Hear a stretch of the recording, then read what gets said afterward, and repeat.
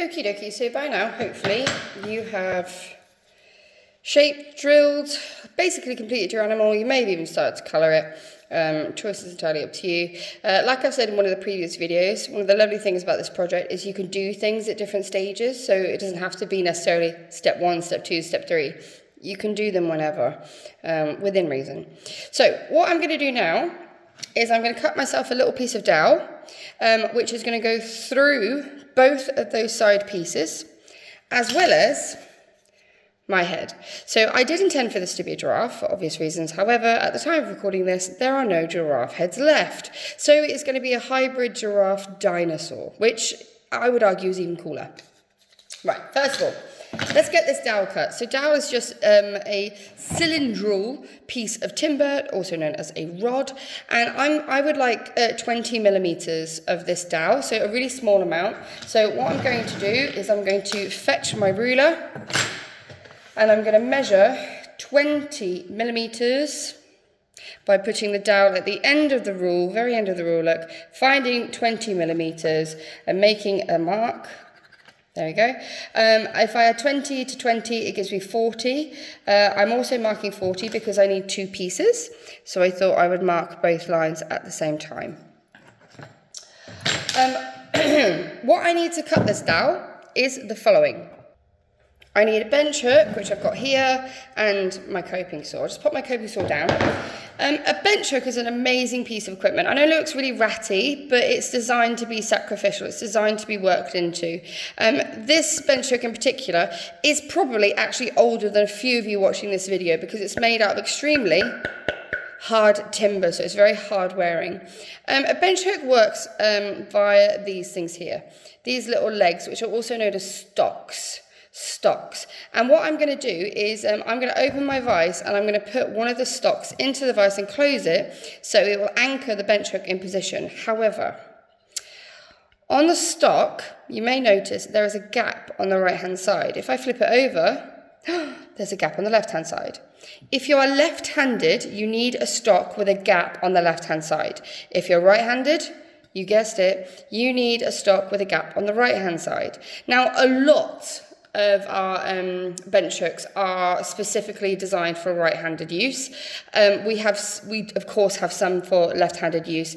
If you're right-handed and you pick up a bench hook that could be used for left-handed use, can you please make sure that anybody else who is left-handed in the room needs it if they need it, because there's more for right-handed than there is for left. So you just got to make sure that there's enough for everyone to go around. And there definitely is, 100%. So it just might be a case of sharing is caring. But anyway, I'm right-handed, so I'm going to take the gap, which is on the right-hand side. I'm going to open up my vise. And I'm only opening it enough so that the stock of the bench hook fits, and then I'm closing it. Parfait, just like the yogurt. And tightening. So the idea is I don't want this to move, and it will not move now. Fantastic. I'm not going to teach you about the coping saws or remind you of how to use them, because hopefully you remember from a previous video, but you can always go back. What I'm going to do now, and I'm going to be risky, and I'm going to move my phone. Oh gosh. Doesn't like it when I do this. Here we go. So in order to position the dowel onto the bench hook, this is what I'm going to do. Those little lines that I want to cut, I'm going to make sure that the first line is running parallel against the edge of the stock, parallel. So what that means is, think of it as if this line is a little laser beam. I want that laser beam to run so it is going directly against the edge of that stock. So they'll never meet, they'll never touch, it's just running directly against the edge of that stock. That's what I mean by parallel. Because we're going to use the stock edge to help us with the cutting, because that's what I'm going to rest my blade against. So let me just try and reposition my mobile telephone, which gets angry when I move it. Apologies for the delay. There we go. So we're just going to reposition it. Yep, perfect. Now, my fingers, I'm going to make sure that fingertips are on top of the dowel and they are pressing downwards. My thumb, I'm going to tuck in. So it's basically under my palm. The reason being is as you're cutting, if your thumb is stuck out, you're likely to nick it. So we're just going to keep it tucked in with the fingertips on top. I'm then going to get my coping saw. I'm going to rest the blade against the edge of the stock, and I'm going to just start cutting as I normally would, as if it was a piece of timber. Don't you start moving. As if it was a piece of timber that was in the vise directly. Now look, you can see it's going to wibble wobble. That's fine, that is normal. These things happen. It's because it's such a small surface area, and also because it's a curved surface area, the blade is going to want to catch loads of different edges. So there you go, that's number one. Let's do number two. Take your time with the positioning, please don't rush. Oh, my blade's also bent, that's why. There we go. Try again, thumb tucked in, fingers tucked on the top, lots of pressure.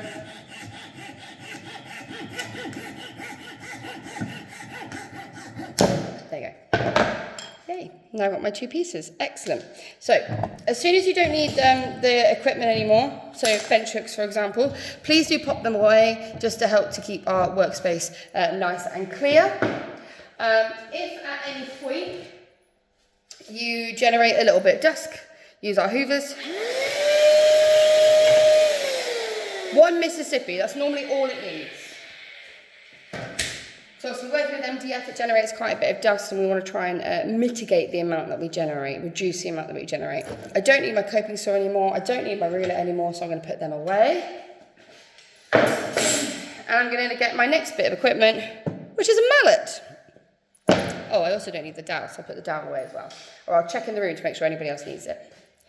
So, this is the bit that people mostly enjoy. I'm now going to use this mallet to gently knock in the dowel into the body of my animal. So I'm going to take the tape off.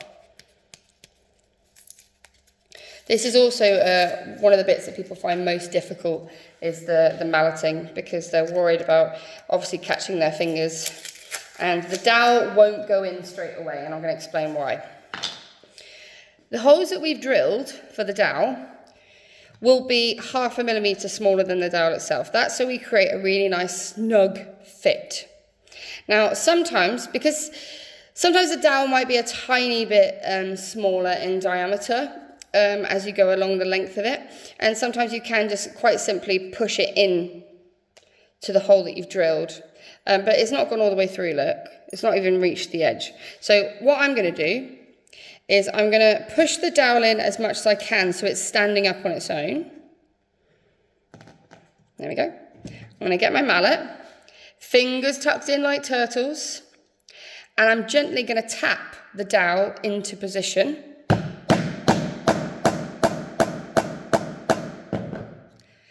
So the aim is, I don't want it to go all the way through the MDF, but I want the end of the dowel to reach the surface on the other side.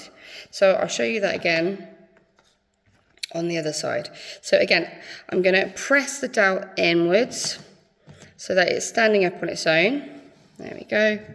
I'm going to tuck my fingers in like turtles, thumb tucked in as well, gentle taps. Once again. So the idea is we're not putting it all the way through, we're just putting it so it sits comfortably in the MDF. Brilliant. Now the heads are designed hopefully just to slot onto a piece of dowel. So if I slot that on, so you're going to prove me wrong, aren't you? Yeah. Oh, fiddlesticks. That's all right. We'll do it again. So they were designed just to slot onto the dowel. Clearly, that's changed. So what I'm going to do now is I'm going to do the exact same thing again. I'm going to put the dowel into the animal head. There we go. And I'm going to gently tap.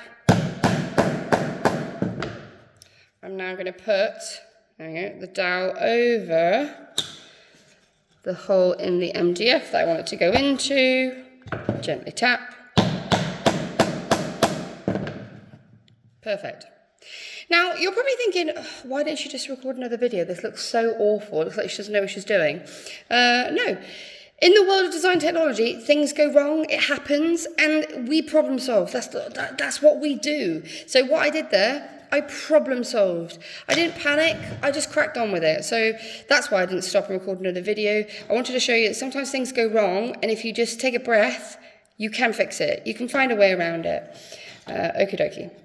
Right, now, again, in theory, what should happen is the 2 holes that you've drilled on the other side, you place over the 2 bits of dowel. However, yes, they may move, they may not sit perfectly over the holes, because when you put the dowel in, it doesn't always sit so it's perpendicular. It doesn't always sit so it's perfectly straight. Sometimes it sits at a bit of an angle. So I'm actually going to do the opposite. I'm going to have the other side of MDF on the bench. I'm going to take the dowel sides and I'm going to try and line them up over the holes. And then I'm going to tap them from the other side. 1. There we go. 2. There we go. So I can now move my head. So I'm just moving it so it's going to hopefully sit in the middle a bit more. There we go. And hopefully I now have, there we go, my hybrid giraffe / dinosaur. I don't know how to combine those 2 words, I'm not very good. But there we go. That's how you do it. Fantastic. If you don't want to have this giant gaping hole, what you can do is push the 2 pieces together and sand the dowel so it's more discreet. But if you have a little bit of a gap, it just means that your animal is going to stand far more comfortably and easily whenever you put it on a flat surface. So there you go. Give it a go and hopefully enjoy the process.